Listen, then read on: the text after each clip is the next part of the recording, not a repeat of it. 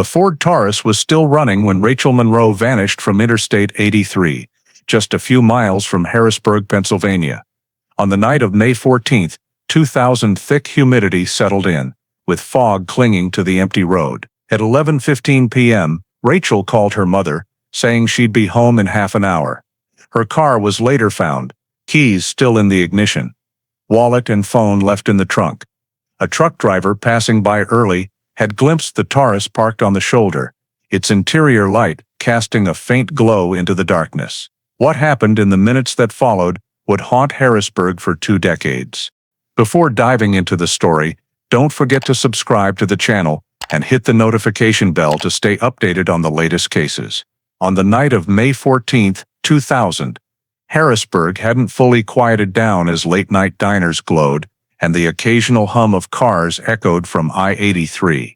In an old office building downtown, Rachel Monroe, a 23-year-old administrative assistant, had just finished an unusually long workday. Her brown hair tied back neatly, her face showing traces of fatigue, but still carrying her usual diligence, she quickly turned off the lights, locked the door, and stepped into the deserted parking lot. Before getting into her car, Rachel pulled her old mobile phone from her purse and dialed home. On the other end, her mother answered, her familiar voice filled with concern. "I'll be home in 30 minutes, Rachel said quickly, her voice soft but firm, as if reassuring herself. After that brief promise, she hung up and got into her silver Ford Taurus, the car that had carried her through her college years. The drive from her office to her home typically took about half an hour. That night, the sky sparkled with a few stars, but low clouds made the air feel heavy. The highway lights stretched out in a pale yellow glow,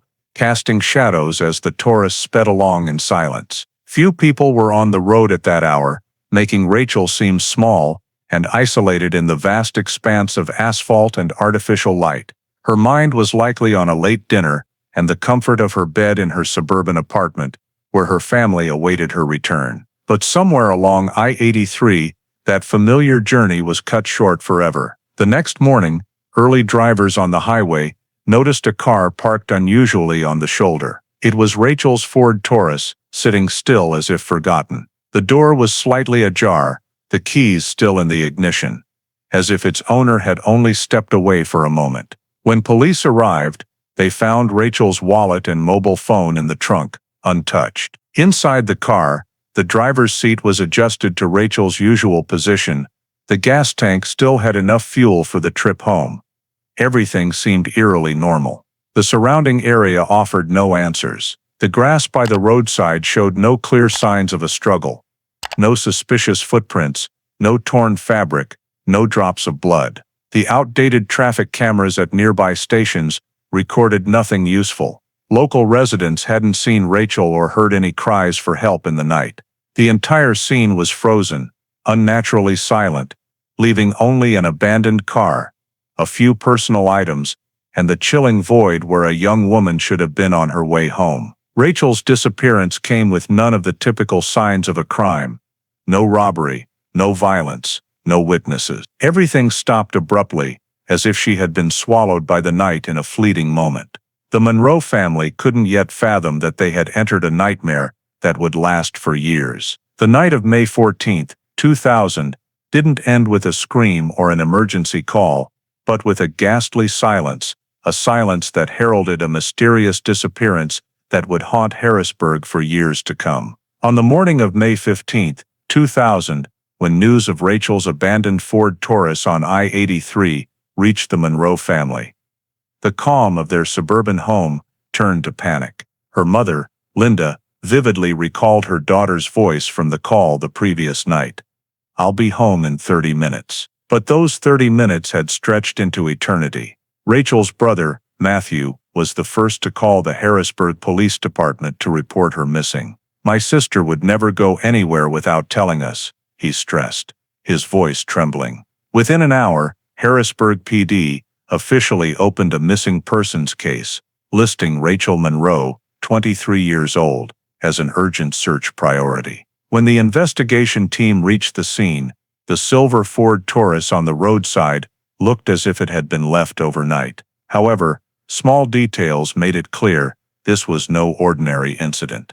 Unfamiliar fingerprints, faint and smudged, were found on the passenger side door handle, not matching any of the Monroe family. Near the grass by the shoulder, a strange shoe print stood out in the dew-soaked earth, not matching Rachel's footwear. These initial findings raised a hypothesis: someone else may have been at the scene the night Rachel disappeared. Harrisburg PD quickly expanded their search for clues. A small gas station, a few hundred yards from the abandoned car, had an old security camera covering its entrance. After hours of reviewing footage, they spotted Rachel's Ford Taurus passing by around 11:40 p.m. on May 14th. The camera's dim light only captured the car's shape, not enough to confirm if anyone else was following. A dark-colored sedan briefly appeared in the frame seconds later, but the image was too blurry to identify a license plate. Still, this suggested Rachel wasn't entirely alone on her drive home. From the collected data, police reconstructed Rachel's final timeline. 11 p.m. Rachel left work at the downtown Harrisburg office. 11:15 p.m. She called her mother, saying she'd be home in half an hour. 11:30 p.m. A traffic camera recorded the Ford Taurus heading onto I-83. 11:40 p.m. The gas station camera showed the car passing by. 11:45 p.m. She vanished. In just 45 minutes, a young woman disappeared without a trace. While technicians continued analyzing the scene, another Harrisburg PD team investigated Rachel's circle of acquaintances. Her family was questioned first. Rachel's mother insisted her daughter had no conflicts or debts. Her brother, Matthew, said Rachel was cautious and rarely went out late. A coworker recalled that on May 14th, Rachel worked later than usual, tidying her desk thoroughly before leaving the office. The suspect list soon expanded to those with romantic ties to Rachel. An ex-boyfriend, Aaron, who worked at a nearby auto shop, was brought in for questioning. He admitted to heated arguments with Rachel months earlier, but claimed they had parted amicably. His alibi for the night of Rachel's disappearance was being at a local bar with friends, though police kept his file open for further verification. Beyond Aaron, police eyed a male coworker who had been overly friendly with Rachel at work.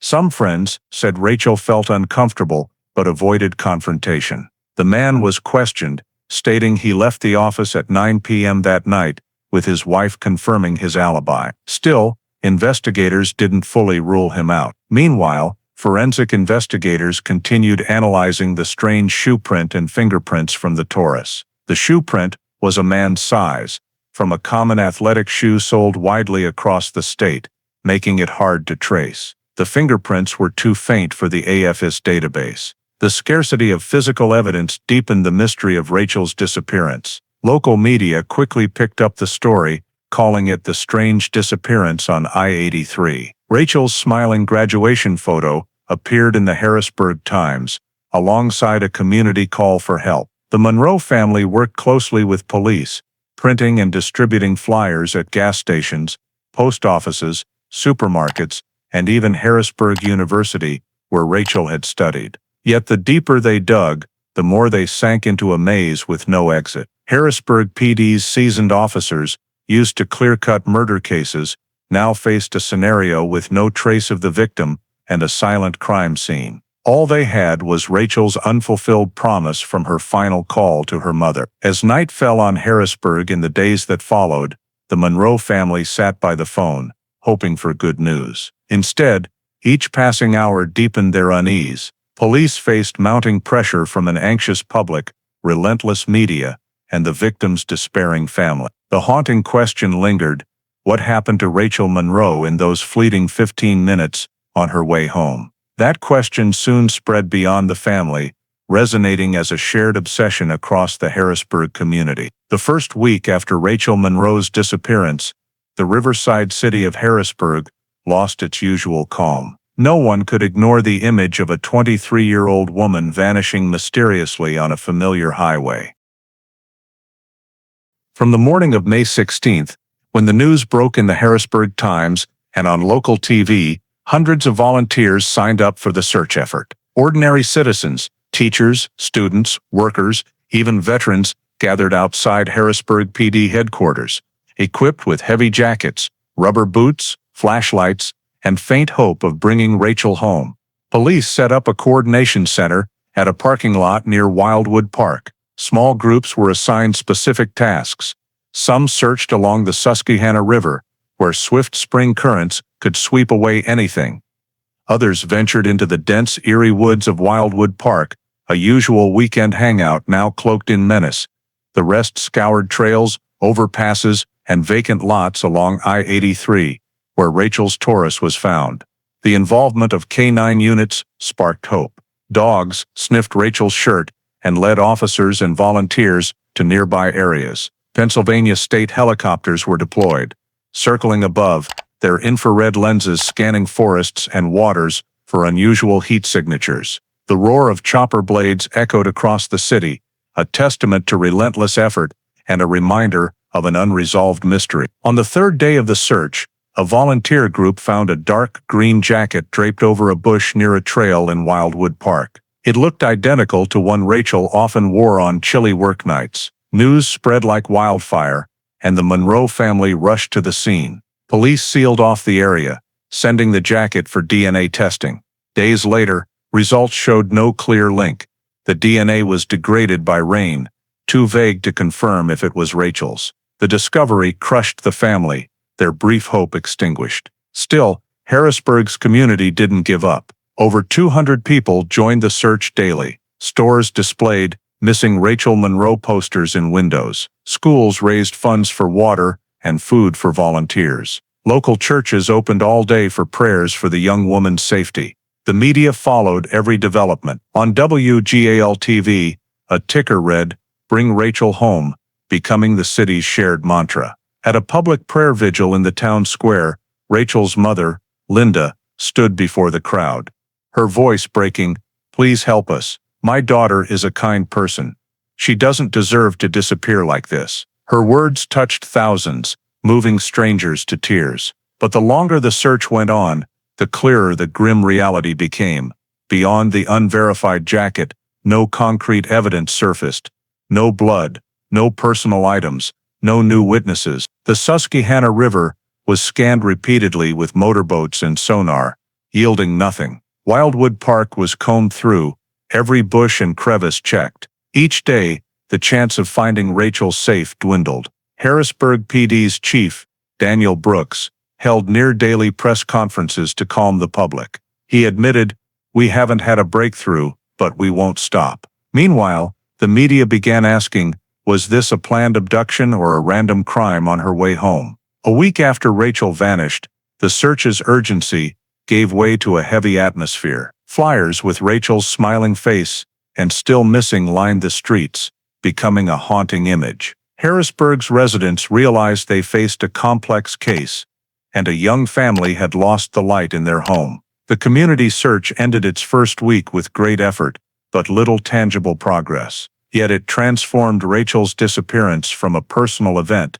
into a shared tragedy for the city. Every street and home echoed the painful question, "Where is Rachel?" Into the second week, as the community search slowed, Harrisburg PD shifted focus to the initial circle of suspects. Pressure from the media and the Monroe family was immense, forcing them to pursue any lead that might explain why a 23-year-old woman vanished on a short drive home. The first name was Mark Willis, Rachel's ex-boyfriend. Mark, 26, had dated Rachel for over a year, but broke up in early 2000 after heated arguments. Friends said Mark was controlling, often angry if Rachel spent time with male co-workers.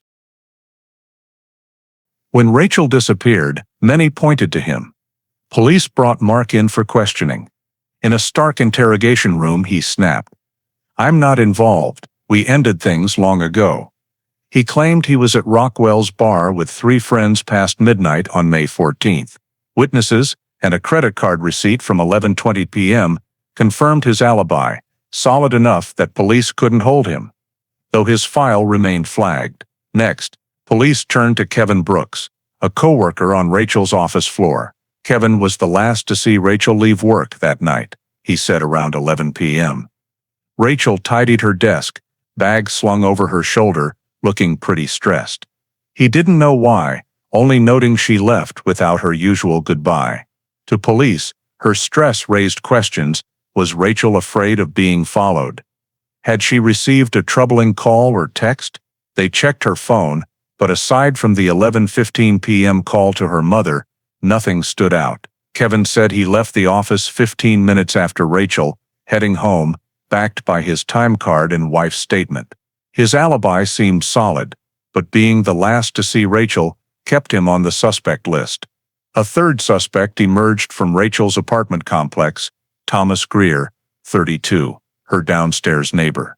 Thomas, a freelance worker, was reclusive, living alone in a messy apartment, often complained about for playing loud music at night.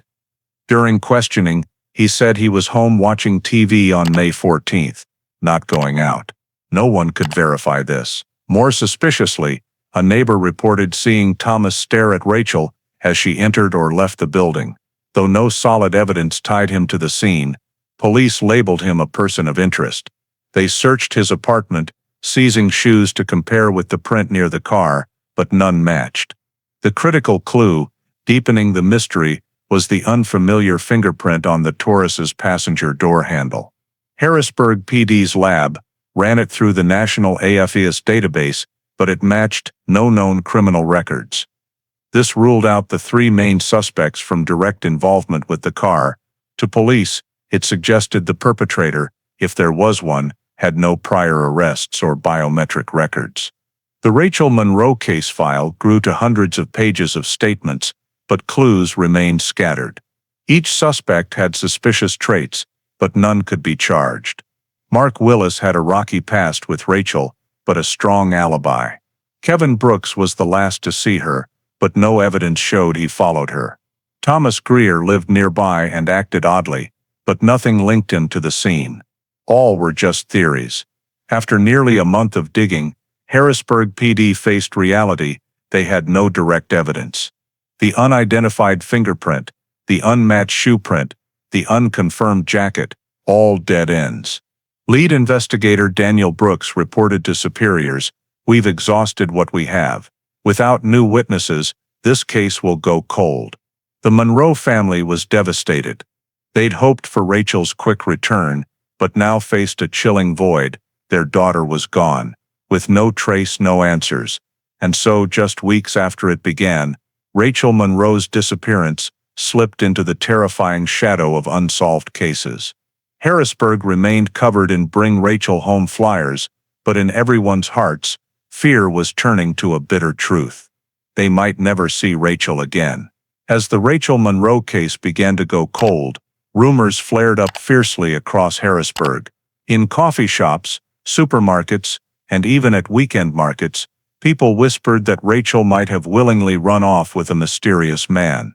Some claimed to have seen her with a dark-haired man at a gas station a few miles from where her car was abandoned. Others swore they'd heard rumors of Rachel having a secret relationship outside of work. The story of the girl who ran off with a lover spread quickly, echoed by some tabloids, as a way to excuse the investigation's failure.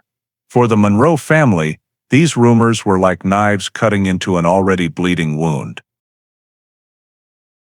Meanwhile, Harrisburg PD received a tip from Maryland.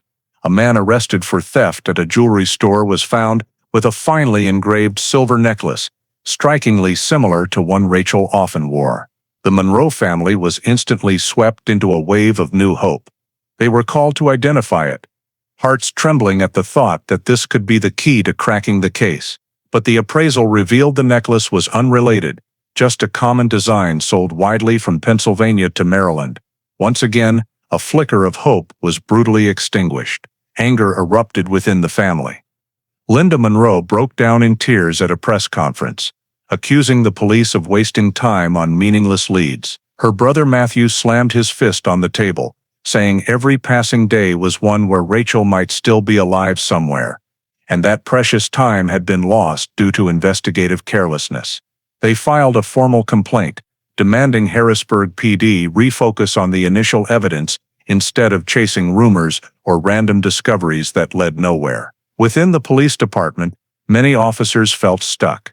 The only leads, the The strange fingerprints and shoe print by the roadside still yielded no results. Searches along the river and Wildwood Park had concluded with nothing new. The media began criticizing Harrisburg PD for lacking expertise, letting a high-profile case fade into obscurity in just weeks. Chief Daniel Brooks appeared on TV multiple times to reassure the public, but to the community, the promise of "we're doing everything" started to ring hollow. From a case that united the city, Rachel Monroe's file was now slipping into a cold, desolate state. In that frustration, the family began to grasp a harsh truth without a major break.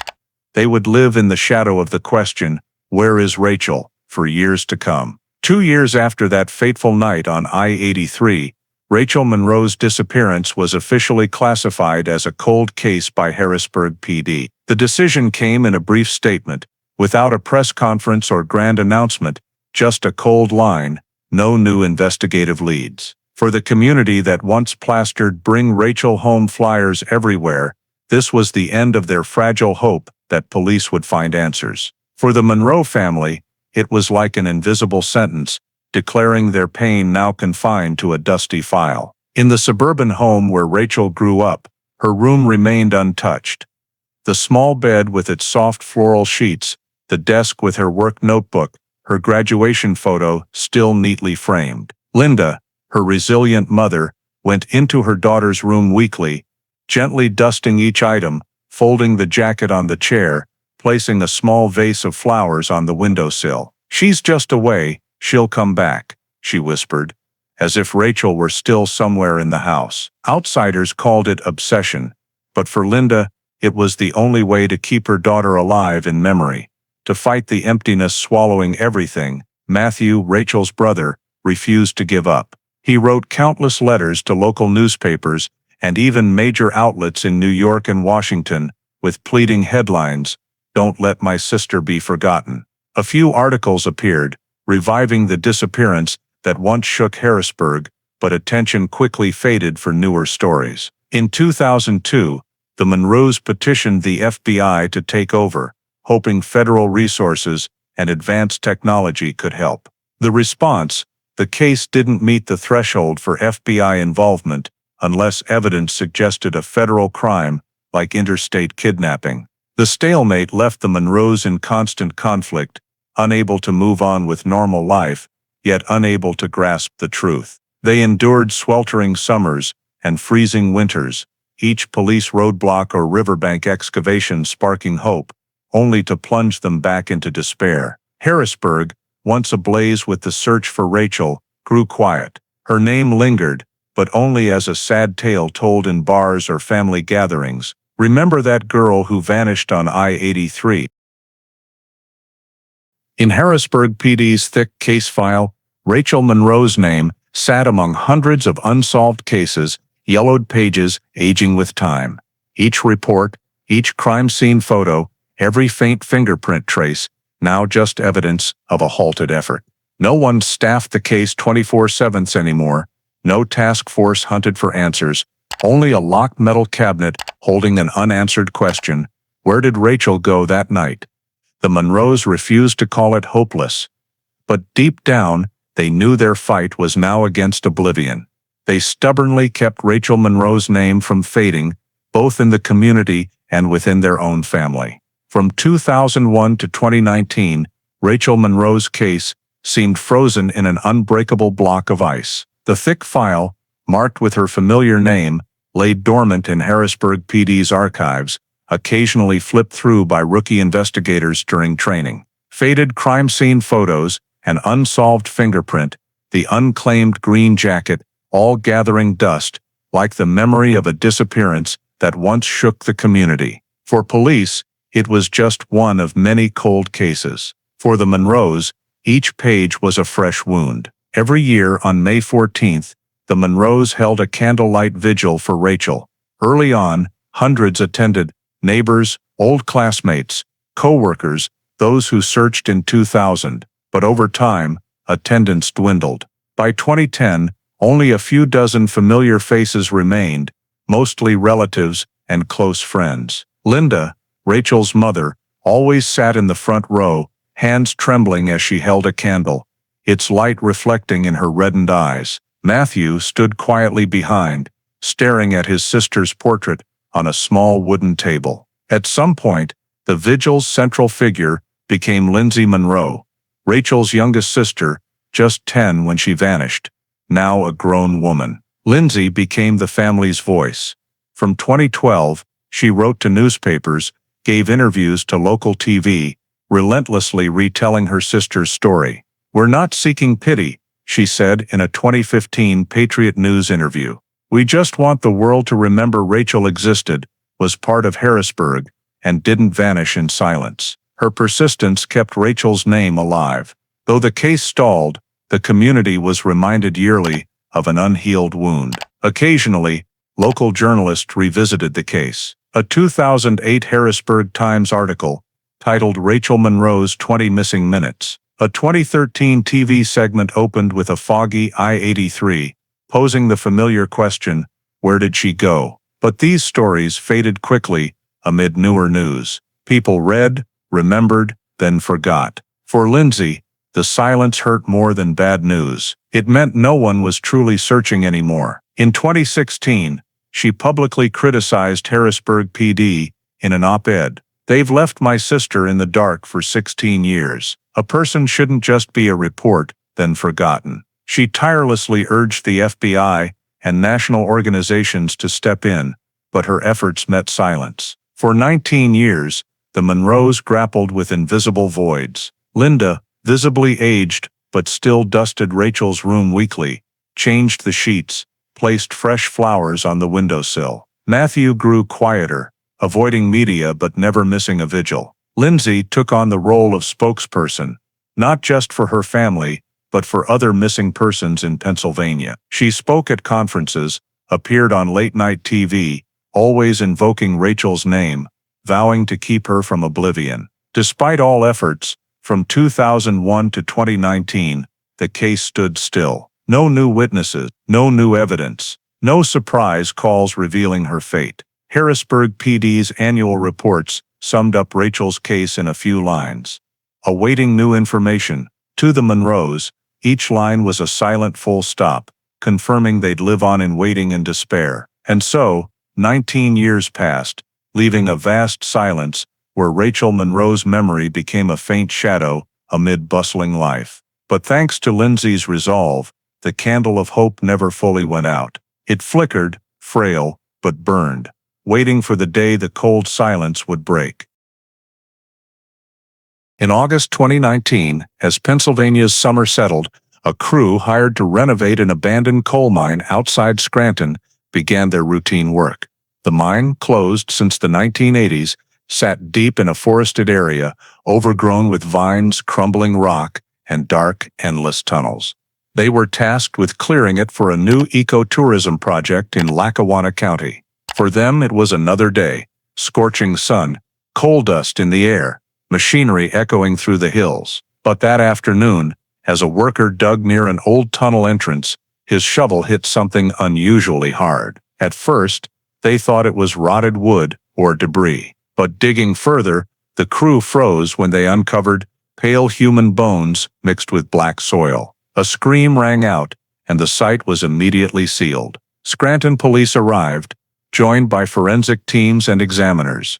The area was cordoned off, floodlights illuminating the jagged earth where a human skeleton had lain in darkness for years. Police quickly realized this wasn't a natural death. Beside the skeleton, workers found a rotted handbag with a few personal items. Inside was an employee ID bearing the name Rachel Monroe, handwritten notes, and crucially, a small silver necklace engraved with RM. The evidence was so clear that many officers at the scene immediately recalled Harrisburg's infamous missing persons case from nearly 2 decades prior. News was swiftly relayed, and within hours, Harrisburg PD and the state's cold case unit headed to Scranton. When the Monroes heard, they could barely breathe. For 19 years, they'd prayed Rachel would walk through the door, smiling, saying it was all a misunderstanding. Deep down, they knew that day was unlikely. Now, with news of a body in the mine, Their last sliver of hope collapsed. Lindsay Monroe, Rachel's sister, sobbed during a call with police. "It's her, isn't it? Please tell me the truth." Forensic experts began their work. The skeleton was carefully excavated, each bone numbered and sealed. The mine's sealed environment preserved the bones well, though the clothing was reduced to tattered scraps mixed with mud. Among them, they found traces of nylon cord around the wrists and ankles, suggesting Rachel was bound while alive, then left in the mine's cold darkness. At Scranton's coroner's office, the team compared Rachel's old dental records to the jawbone.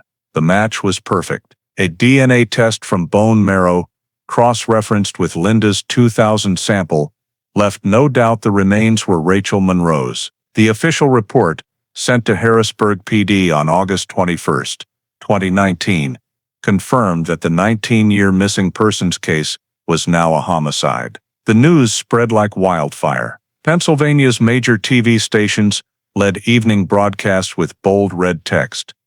Rachel Monroe's body found after 19 years. Images of the skeleton in forensic bags and police cars leaving the mine-filled screens. In Harrisburg, neighbors gathered at the Monroe's doorstep, bringing flowers and candles, embracing a trembling Linda. I always knew she wasn't alive," she sobbed, "but hearing this still feels like a knife to the heart." Cold case investigator Laura Chen, now leading the case, later described the moment she received the news. "When I saw Rachel's name on those old papers in the handbag, my heart sank. This wasn't just an unidentified body. It was an answer for a family waiting nearly 2 decades. The discovery didn't just provide closure.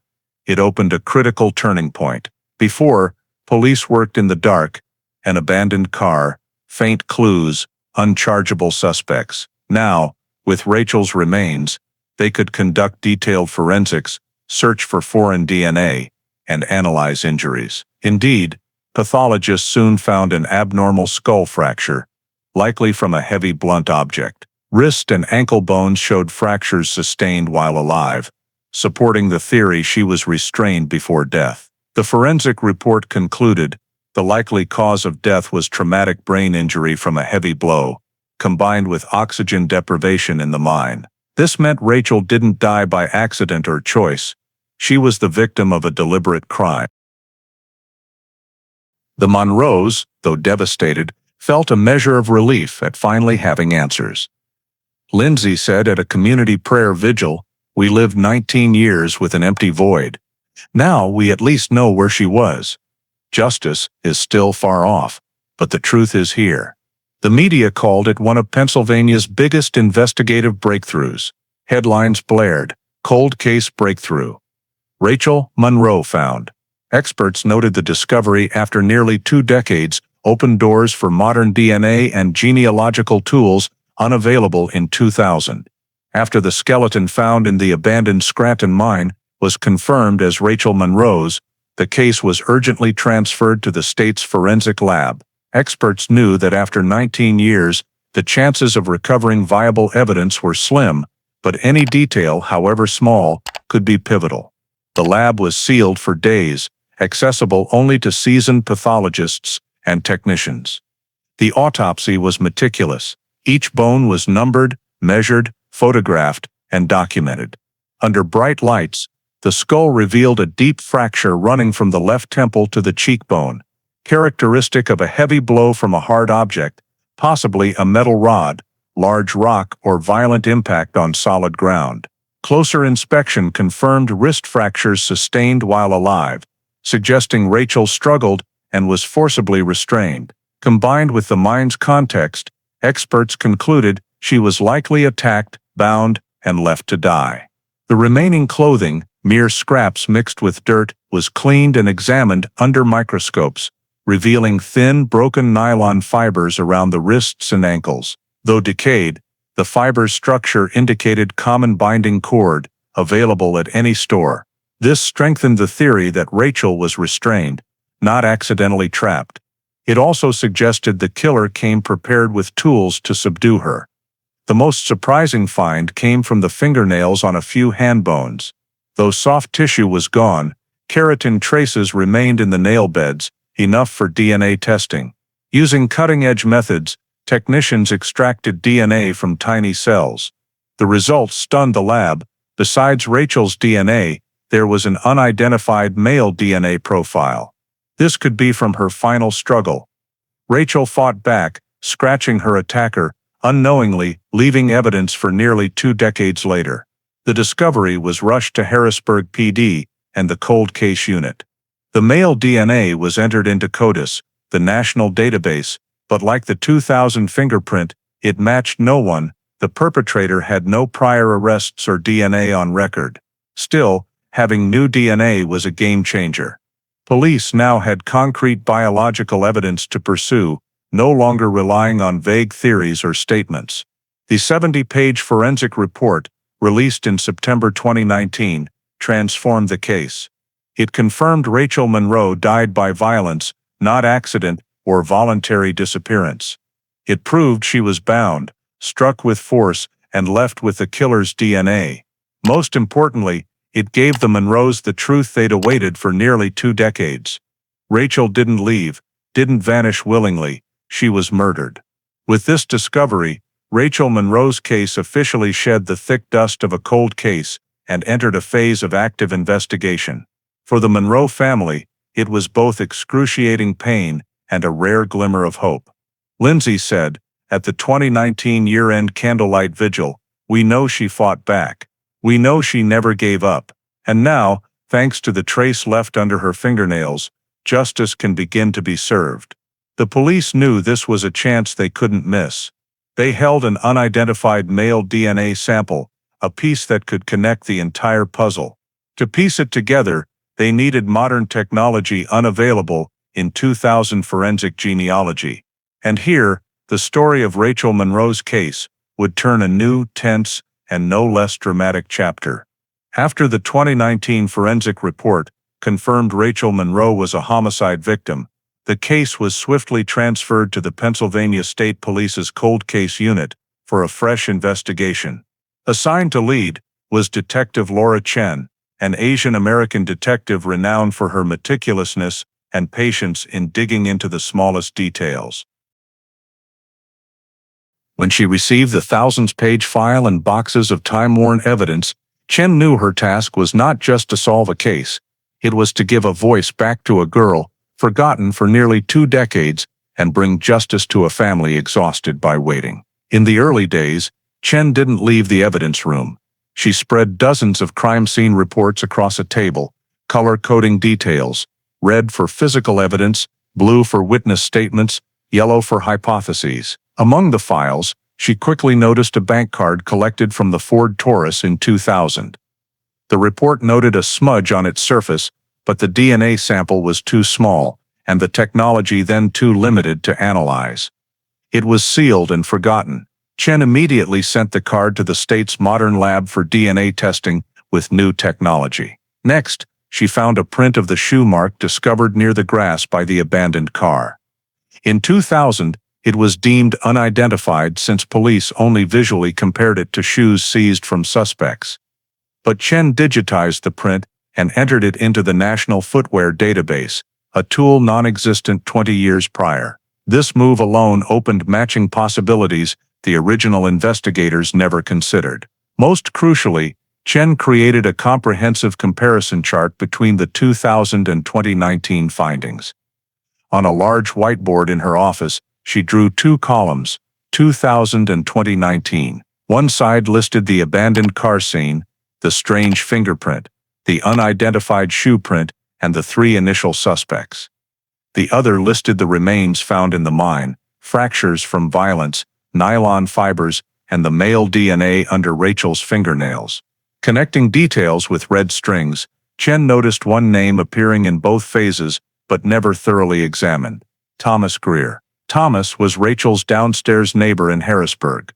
In 2000, he claimed he was home watching TV the night Rachel vanished, with no witnesses to confirm. Old reports noted neighbors suspected Thomas of watching Rachel, even obsessing over her. But with no concrete evidence and unmatched fingerprints and shoe prints, he was quickly dismissed as a primary suspect. Reading the old interrogation transcript, Chen saw the haste in the conclusion, a few brief pages, superficial questions, and a not relevant strike next to his name. To Chen, this was a red flag. She wrote boldly on the board, "Greer. Review everything." She began reconstructing Greer's profile. In 2032 years old, living alone, chronically unemployed, with a minor history of unconvicted violence. He later moved to Lancaster, working odd jobs. No family, few friends, nearly off the social radar. Someone like that could slip through the system's cracks for years, Chen muttered. In the following weeks, Laura Chen held meetings with the investigative team. She outlined the strategy, reanalyze all evidence with new technology, the bank card, shoe print, nylon fibers, decayed clothing. Revisit old witness statements, find anyone who might recall new details or saw Rachel in her final moments. Reinvestigate Thomas Greer, track all records, movements, job history, and contacts. The team agreed that after 19 years, this was the last chance to crack the case. Younger investigators were eager, veterans cautious, but all were drawn by Chen's determination. The Monroe family was informed of the case's reopening. Lindsay cried upon hearing the news, "For the first time in years, I feel like someone is truly listening to us." Linda sat silently for a long time, then whispered, "Please see it through." From a skeleton found by chance in a coal mine, a case thought buried by time was suddenly reignited. For Laura Chen, each piece of old evidence was the key. She believed the killer had always been in plain sight 20 years ago. No one looked closely enough to see. From late 2019 into early 2020, as the forensic report confirmed Rachel Monroe's murder, Detective Laura Chen knew the next step relied on technology, non-existent 2 decades prior, forensic genealogy. The male DNA under Rachel's fingernails, unmatched in the National CODIS database, was no longer an impassable wall in the modern era. Chen contacted a Virginia lab specializing in cold cases, known for success in solving decades-old crimes across states. The process began by sequencing the entire genome from the remaining DNA. New technology amplified degraded segments, creating a detailed genetic map. Once complete, the data was uploaded to commercial genealogy databases, containing millions of voluntarily submitted DNA profiles for ancestry tracing. Though controversial for privacy concerns, this approach was the only path to break the silence of the past in cases like Rachel's. Weeks later, the lab reported initial results. The unknown DNA shared significant markers with individuals in the database, all tied to a long-standing family line in Lancaster, Pennsylvania. This was a clear signal. The killer likely had roots in the area. Chen and her team began building a massive family tree from scattered names in the data. They scoured birth certificates, marriage records, death notices, even cemetery announcements, connecting relationships to find commonalities. The tree expanded to hundreds of names across generations. Not all were relevant. By comparing genetic similarity, experts eliminated distant branches, focusing on a cluster of relatives living around Lancaster over the past century. From this, they identified about 20 men of the right age, those who could have been in Harrisburg in 2000 and had access to Rachel. Chen began eliminating individuals. She checked 2,000 residency records, verifying who was where when Rachel vanished. Many were out of state, in the military, or studying elsewhere. Clear alibis. The list narrowed to under 10. Discreet interviews were conducted, but none showed suspicious signs. Meanwhile, Chen dug deeper into old files. In one branch of the family tree, Thomas Greer stood out. Forensic genealogy showed Greer as the closest blood relative to the unidentified DNA. Public records confirmed Thomas Greer lived in Harrisburg in 2000, steps from Rachel's home. The 2000 Harrisburg PD report listed him among those questioned, but quickly dismissed for no related evidence. Now, with genealogy results, everything aligned. Thomas Greer, 32 in 2000, lived alone, had no alibi, was known as eccentric, and was reported by neighbors for watching Rachel. By 2019, at 52, he'd left Harrisburg for Lancaster, living quietly in a rundown suburban house. All data pointed one way: Greer was the only remaining person in the family tree likely to be the DNA's source under Rachel's nails. Laura Chen didn't rush to announce. She knew that while genealogy was a breakthrough, it wasn't enough for a conviction. Direct matching evidence, a current DNA sample from Greer, was needed. But deep down, Chen knew she was closer than ever to the answer the Monroes had waited 19 years for. In an internal report to superiors, she wrote, "Forensic genealogy has narrowed the suspect pool to one viable individual, Thomas Greer. Recommend next steps: monitor the subject, collect a comparative DNA sample, and re-interview old witnesses to strengthen the case." With this, Rachel Monroe's case stepped out of the cold case shadows. After nearly 2 decades, from a faint DNA trace under a fingernail, a face was emerging. This time, Thomas Greer's name wouldn't be easily crossed out as in 2000. Once the internal report identified Thomas Greer as the prime suspect, Detective Laura Chen and the cold case unit launched a covert surveillance plan. In November 2019, a small team was sent to Lancaster, where Greer lived in a rundown single-story house in the suburbs. At 52, Greer lived alone, had no family, few friends, and held unstable jobs at local mechanic shops. Outwardly, he seemed like an unremarkable middle-aged man with a monotonous routine: work, home, occasional stops at a nearby bar. But to Chen, this normalcy was a facade. The surveillance team began tracking Greer's every move. They rented an apartment across from his house, set up cameras in a disguised car, and rotated shifts.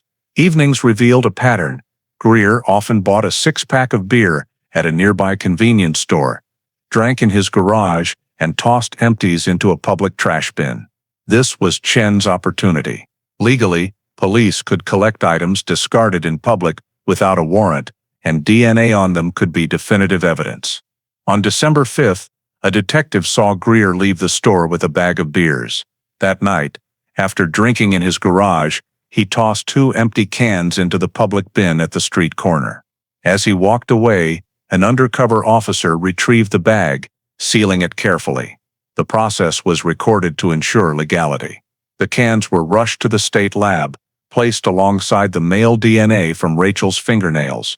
When the analysis returned, the team held their breath. The report bolded, 100% match. The DNA on Greer's beer cans was identical to that under Rachel's nails, undeniable proof he was present in her final struggle. Reading the result, Chen felt 19 years of silence shatter. "We've got him," she said quietly, eyes fixed on the report. The cold case unit called an urgent meeting. This wasn't just genealogy or vague witness statements. They had direct biological evidence, the strongest in any murder case. The task now was to bolster the case with peripheral evidence: old statements, residency records, Greer's odd behavior post-disappearance.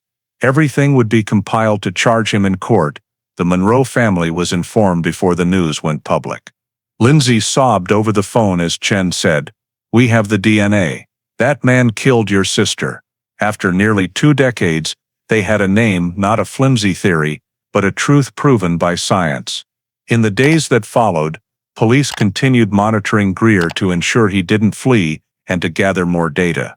They noted his reclusive life, avoiding neighbors, taking late-night walks alone. Every move was reported, building a portrait of a man hiding a secret for 19 years. For Chen, those weeks of surveillance were like walking a tightrope. One misstep could alert the suspect and derail the plan. But seeing Rachel Monroe's smiling photo on her office wall, she knew she couldn't falter. The DNA had revealed the truth, and now only one task remained: bringing Thomas Greer to justice. With the DNA confirming Thomas Greer left the trace under Rachel's nails, Detective Laura Chen knew the next step was reconstructing the witness narrative. Memories overlooked or dismissed nearly 20 years ago.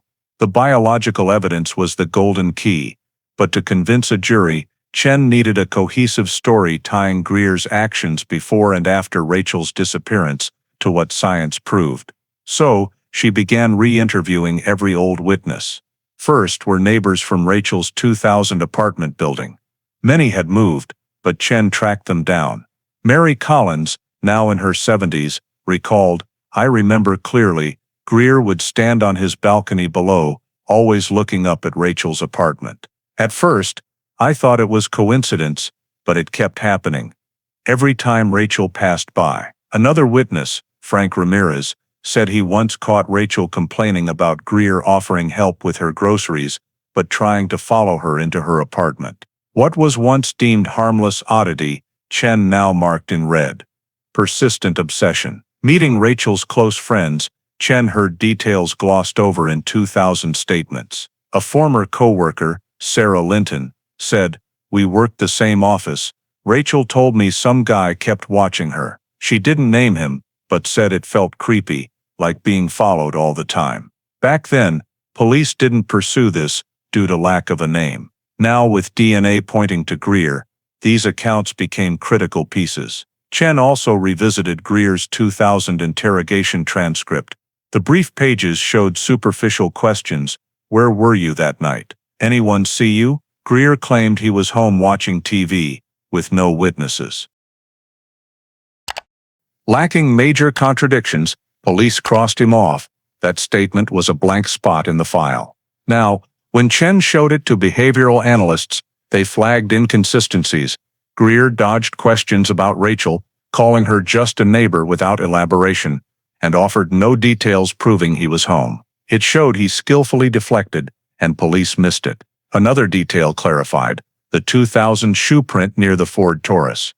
It didn't match C's shoes then, but when Chen obtained a 2019 search warrant for Greer's home, she found a pair of 1999 athletic shoes in his old belongings, matching the type and size of the case print. Though worn, analysis showed a high match probability. Had police not rushed in 2000, they might have dug deeper. In additional interviews, another neighbor recounted a haunting scene. "I remember right after Rachel disappeared, Greer looked different. He got thinner, would sit for hours on his porch, staring blankly like he was plotting something. I didn't dare say anything then, thinking he was just worried like the rest of us." Now, in a new light, this account became crucial psychological evidence, the abnormal reaction of a guilty man. Chen meticulously noted every word, building a matrix of witness accounts linked to scientific evidence. Greer's obsession with Rachel's complaints to coworkers, his evasiveness in the 2000 interrogation, the shoe print near the car, the DNA under her nails. Each once disparate detail, previously overlooked, was now woven into a cohesive narrative. When presenting the report to the Monroe family, Chen was direct. "We don't just have DNA. We have a history of behavior proving he stalked and targeted Rachel before acting." Lindsay Monroe, eyes red, responded, "I knew it. I knew she told me something, but back then, no one believed her." By re-interviewing witnesses, Chen revived memories thought lost. In the light of forensic science, these fragments were no longer fleeting words.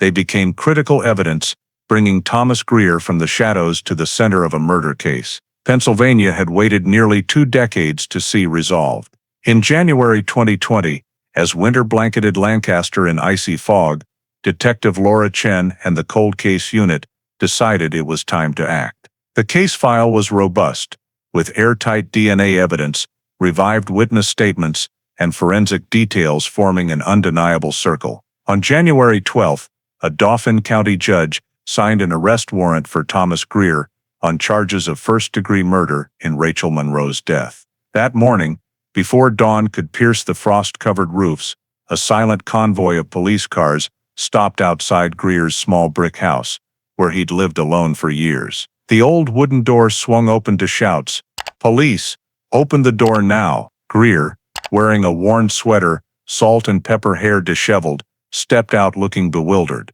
But his surprise quickly turned to panic as he saw dozens of armed officers surrounding him. Chen stepped forward, coolly reading the warrant. "Thomas Greer, you are under arrest for the murder of Rachel Monroe in 2000. Neighbors poured out to watch, many stunned. The local grocer muttered, "No way he even joined the search for Rachel back then." Another man, a former neighbor, shook his head. "I remember him walking with us along the river, pretending to care." Who would have thought? News spread like lightning. Within hours, local papers ran bold headlines. "Arrest shocks community." Outside the house, Chaos ensued. Reporters pushed against barriers, microphones raised, cameras flashing. Images of Greer, handcuffed, head bowed, escorted out in a thin coat, dominated the next morning's front pages. For the public, the shock wasn't just that a 19-year-old case had been revived, but that the killer was someone who blended into the 2000 search, nodding in shared grief with the Monroes. At a press conference shortly after, Chen spoke calmly.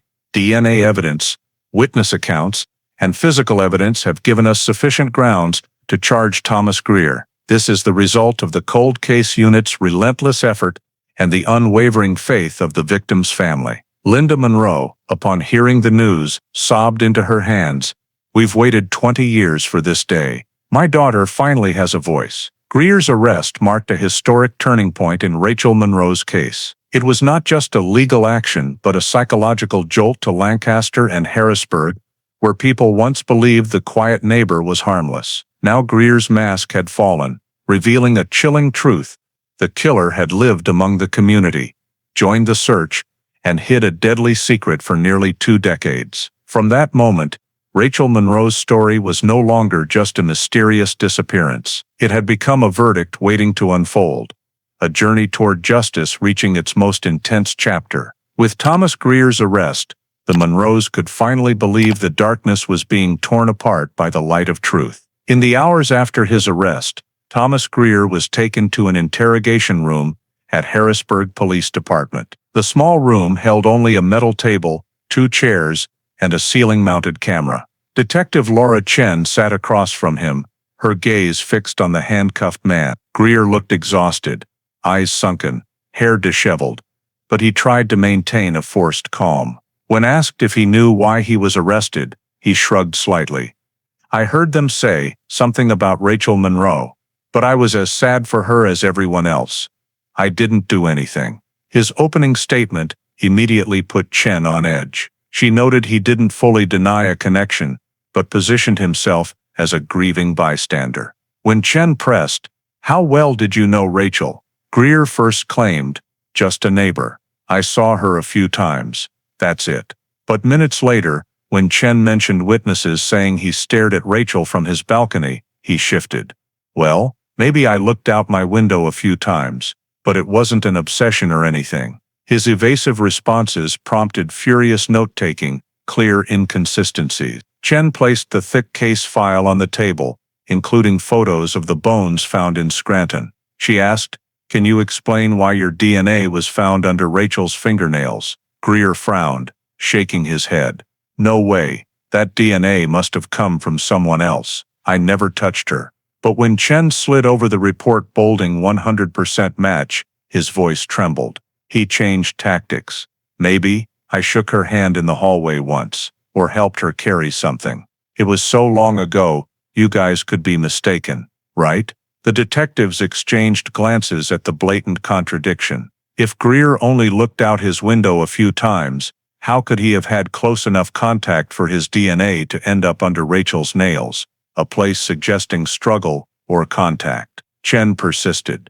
"You said you never touched her, then said you might have shaken her hand. Do you see the difference?" Greer lowered his head, silent for a moment, then muttered, "I don't remember. It's been 20 years. Who recalls every detail?" To ramp up pressure, Chen showed him the 2000 interrogation transcript, where he claimed to be home watching TV the night Rachel vanished. She asked bluntly, "Any proof?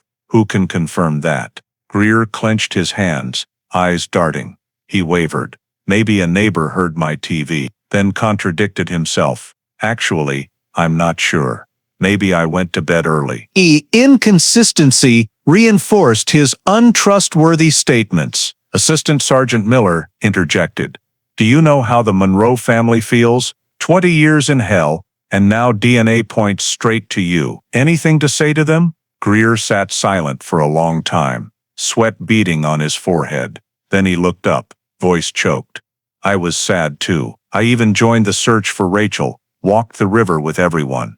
I didn't kill her." The defense sounded absurd and suspicious. Killers often pose as mourners. The interrogation stretched for hours, Each time cornered, Greer shifted his story, admitting he knew Rachel, then denying it, claiming neighborly distance, then admitting conversations. His rattled demeanor reflected the pressure of undeniable DNA evidence. The detectives patiently recorded every word, knowing each inconsistency would be a courtroom highlight. As the interrogation ended, Chen left Greer alone under the harsh lights, the camera still rolling. She knew he hadn't confessed, but he could no longer maintain consistency. In her notes, she wrote, "Defendant is shaken, psychologically unstable, offers no reasonable explanation for DNA evidence. Statements consistently contradictory, proving dishonesty." Thus, despite Greer's denials, the truth lay bare on the table. His DNA, prior obsessive behavior, and muddled statements were tightening into a rope of justice, leading straight to the trial he would soon face. After the lengthy interrogation and Greer's implausibly contradictory statements, Rachel Monroe's case was swiftly transferred from police to the Dauphin County District Attorney's Office for trial preparation. The lead prosecutor, Eleanor Martinez, a seasoned veteran of cold cases, was known for her toughness and ability to sway juries with plain but powerful language. Martinez understood that after nearly 20 years, the burden of proving the crime rested entirely on her and her team. In the initial weeks, Martinez and the cold case unit reviewed all collected evidence, dividing it into 3 groups: scientific evidence, physical evidence, and witness testimony. The first was the strongest. Greer's DNA matched 100% with the sample under Rachel's nails, confirmed by the beer cans he discarded. The second included supporting items: the shoe print matching Greer's 1999 shoes, nylon fibers on the victim's clothing indicating restraint, and the bank card with faint DNA.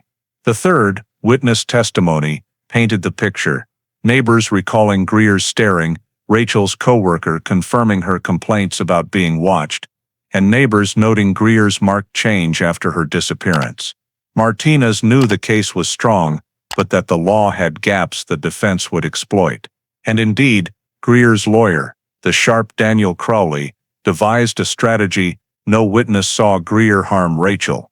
DNA could come from accidental contact like a handshake or touching an object, and witness statements after 20 years are prone to distorted memory. For Crowley, his job was to plant a single seed of doubt in the jury, as just one skeptic could prevent a guilty verdict. In preparation meetings, Martinez and her team crafted a counter-strategy. She emphasized the DNA's location, under Rachel's nails, not from a casual handshake but from a struggle, showing Rachel fought her attacker. She prepared expert testimony to explain the near-absolute reliability of modern DNA testing to the jury. Concurrently, Martinez had police work with witnesses to ensure they were ready for court. Elderly neighbors were aided with photos and 2,000 recordings to refresh memories. Rachel's former co-workers, now parents, agreed to testify about what they heard from her. Each added a piece, forming a logical chain pointing to Greer. Meanwhile,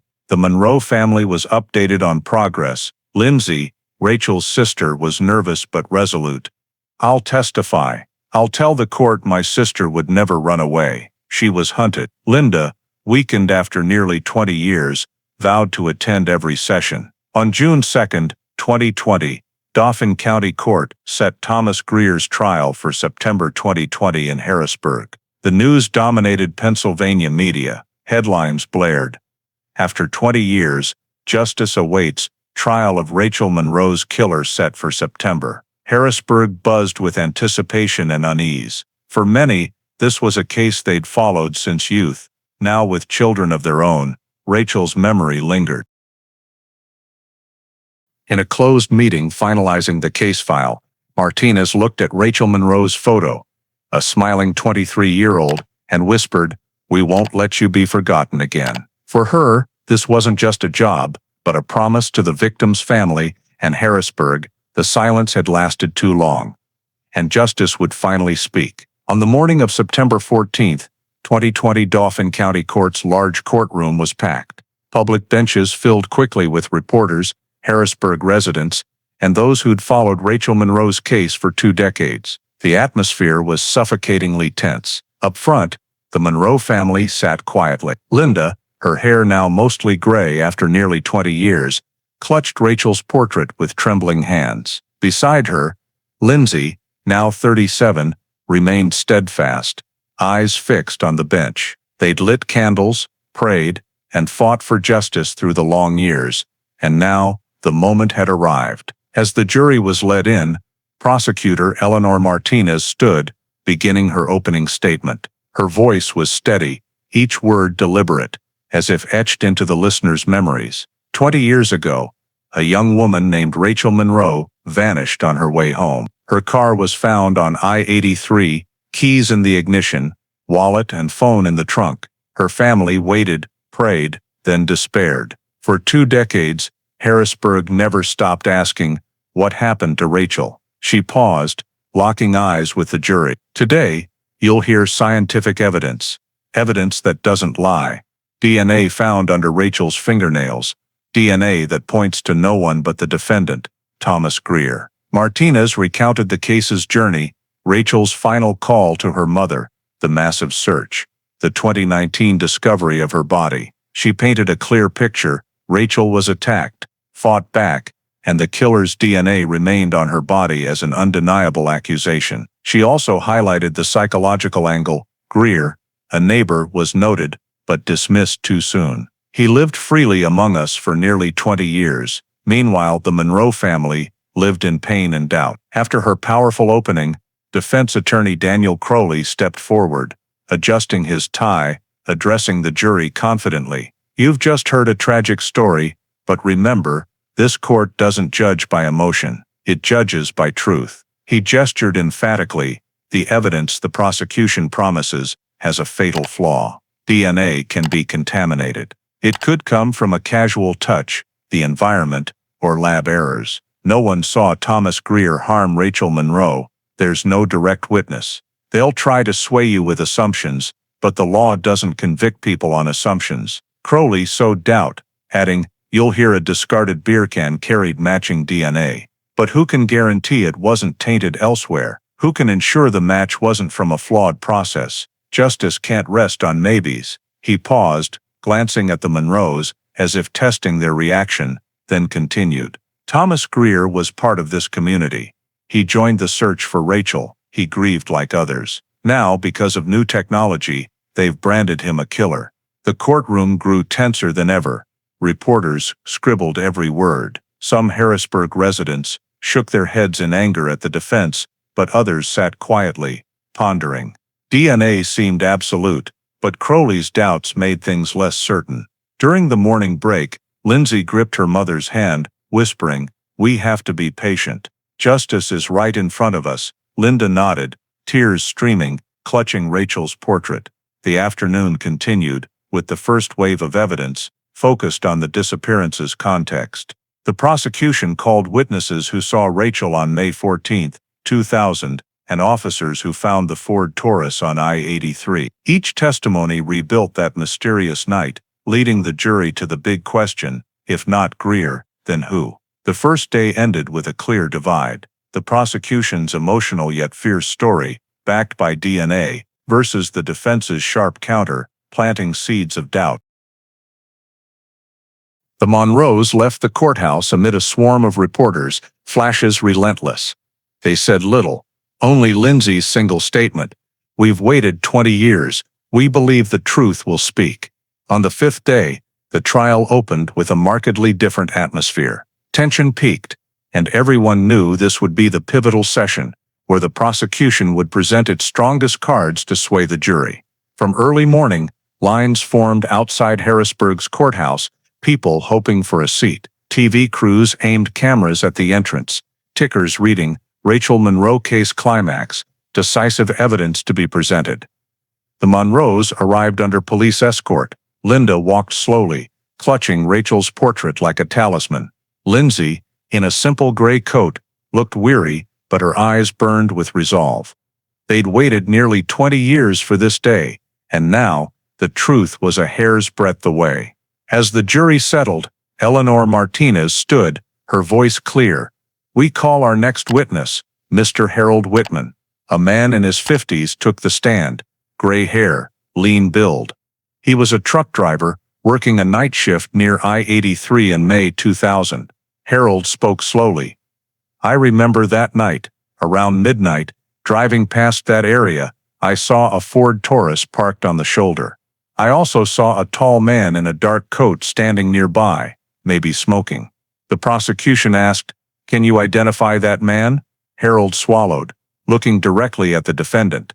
Yes, it was him, Thomas Greer. The courtroom fell silent. Defense attorney Daniel Crowley leapt up, objecting, "A memory from 20 years ago cannot be deemed reliable. The witness only caught a glimpse in the dark." The judge allowed the testimony to continue, but cautioned the jury to consider its accuracy. Still, the wavering eyes of some jurors showed the statement had left an impression. Next, the prosecution called forensic expert Dr. Alan Kruger, a leading authority in forensic genealogy. He took the stand calmly, black-rimmed glasses, and a thick stack of documents in hand. Before the jury, he explained meticulously, "We extracted male DNA from under Rachel's fingernails. This sample was compared to millions of public genealogy records. Through elimination, we pinpointed a distant relative of the suspect in Lancaster. From there, we built a family tree of over 200 people, and ultimately, only one person matched Thomas Greer." Crowley interrupted. "Dr. Kruger, can you guarantee 100% no errors? DNA can be misidentified, correct?" Kruger responded coolly. "Science isn't a game of chance. The odds of someone other than Thomas Greer having this profile are 1 in trillions. In other words, impossible." He added, "We obtained a direct DNA sample from Greer's discarded beer cans, and it matched the crime scene sample perfectly." His clear explanation struck a blow to Crowley's earlier contamination argument.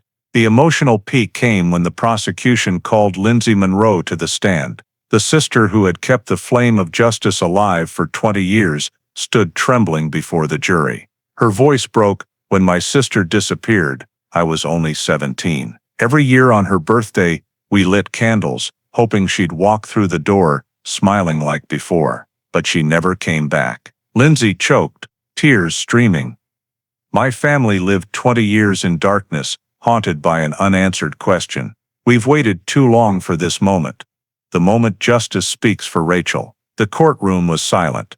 Even the judge removed his glasses, bowing his head. Some jurors discreetly wiped tears. Crowley didn't dare interrupt, knowing any move would backfire. In that silence, the Monroe family's pain became the most compelling evidence. As Lindsay left the stand, Linda opened her arms, embracing her daughter. Sobs mingled with the relentless clicks of cameras. The media dubbed it the trial's turning point. A reporter wrote, "In the jurors' eyes, something shifted.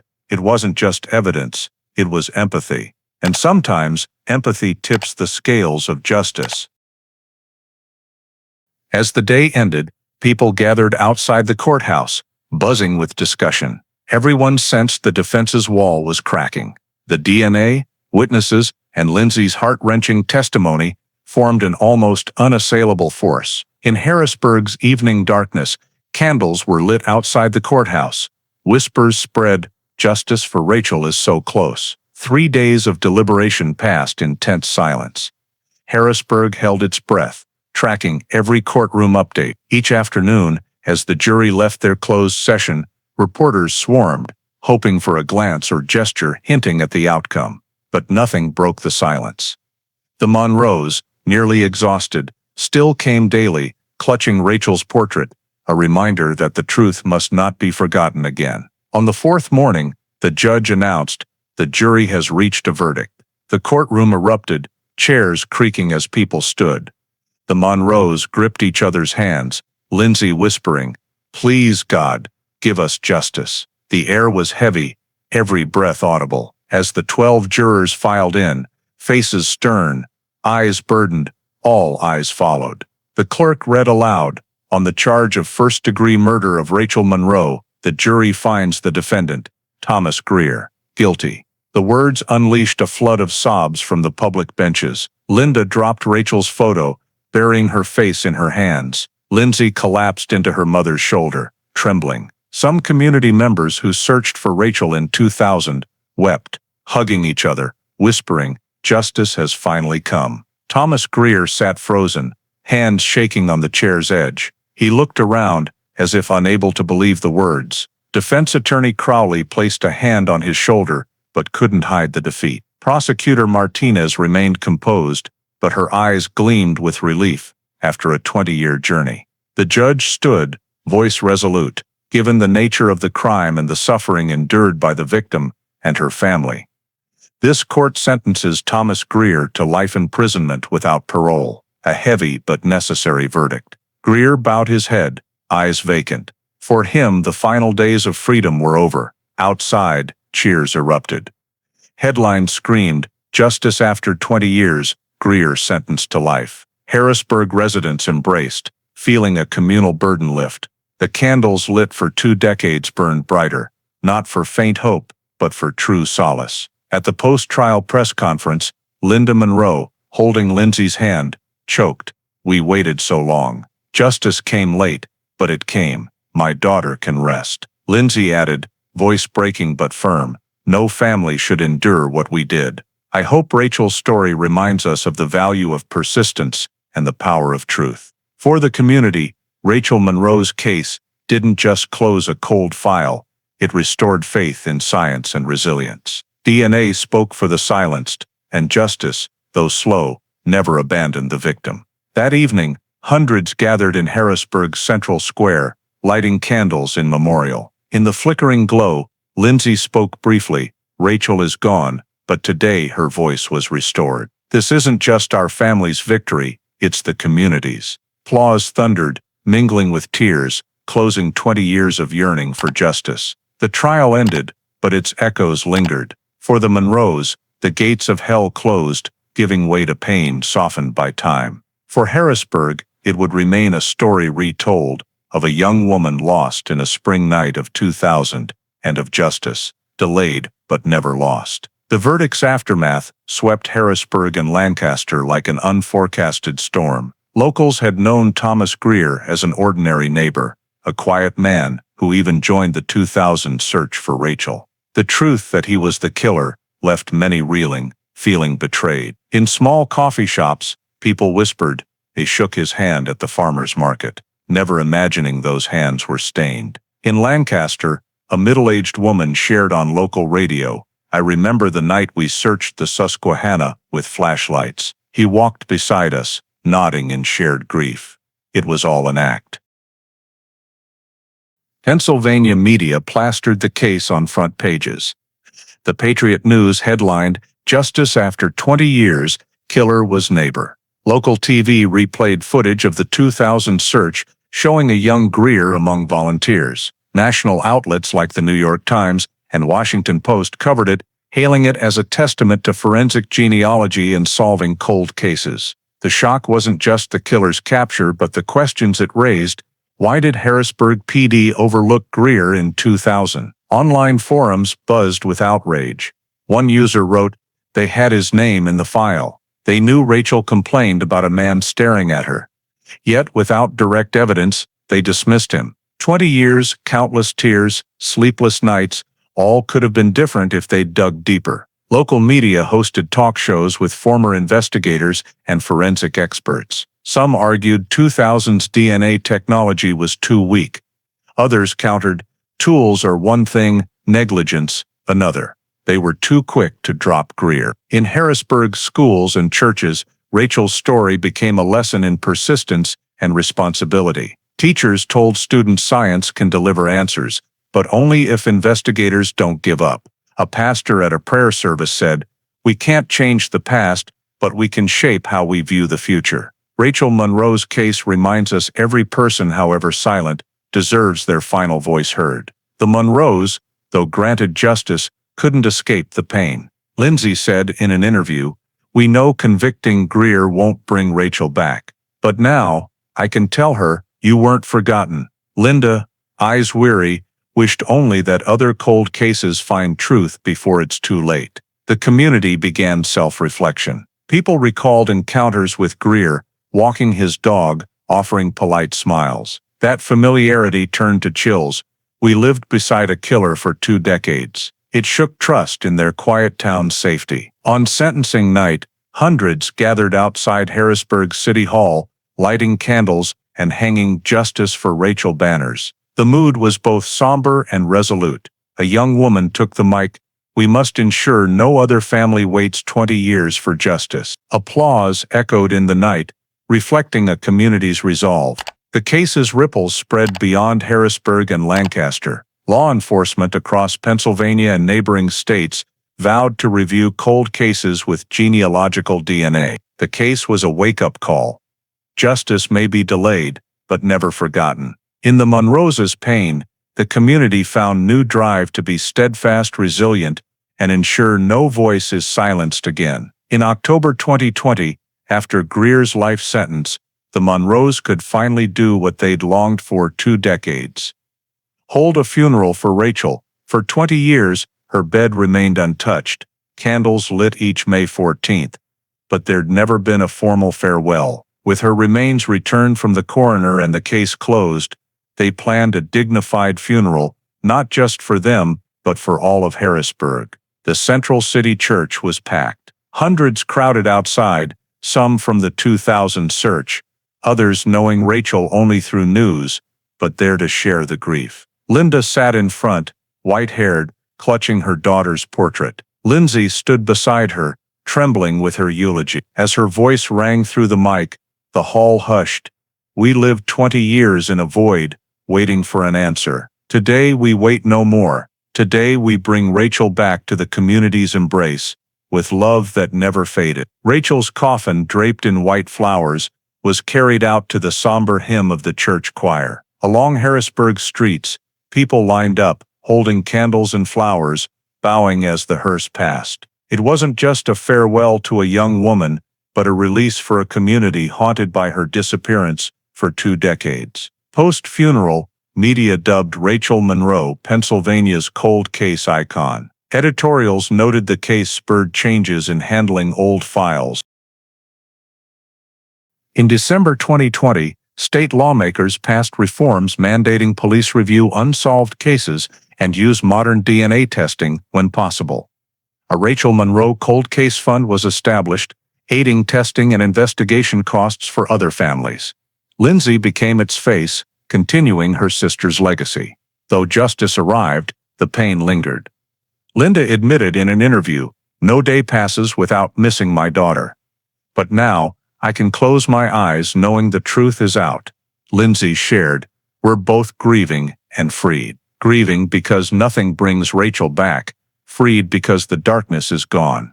Rachel Monroe's case isn't just a Harrisburg family's tragedy, but reflects ongoing U.S. issues. Rachel vanished in 2000, her Ford Taurus left with wallet and phone in the trunk, a detail echoing thousands of unsolved U.S. disappearances. Back then, police quickly dismissed Greer for lack of direct evidence, leaving the Monroes waiting nearly 20 years for truth. This teaches a vital lesson in a vast society like the U.S., with hundreds of thousands of cold cases. Persistence and modern tools like forensic genealogy can be game changers. The DNA under Rachel's nails, ignored for nearly 2 decades, became the key. The lesson is that scientific progress can deliver justice, but indifference and bias must not cloud investigation. For individuals, it's a reminder that listening to and trusting warning signs is critical. Rachel told coworkers about a man watching her, but it wasn't taken seriously. In today's America, where gender-based violence and stalking persist, encouraging reporting, sharing, and community responsiveness can save lives. The Monroes waited 20 years for justice, showing it may come late, but persistence and faith in truth are never in vain. It's a call for us all to be more attentive, vigilant, and courageous in speaking out about the unusual. Thank you for joining us in the journey to find justice for Rachel Monroe after 20 years of being forgotten. Don't forget to subscribe to our channel to follow more cold case stories. See you in the next video.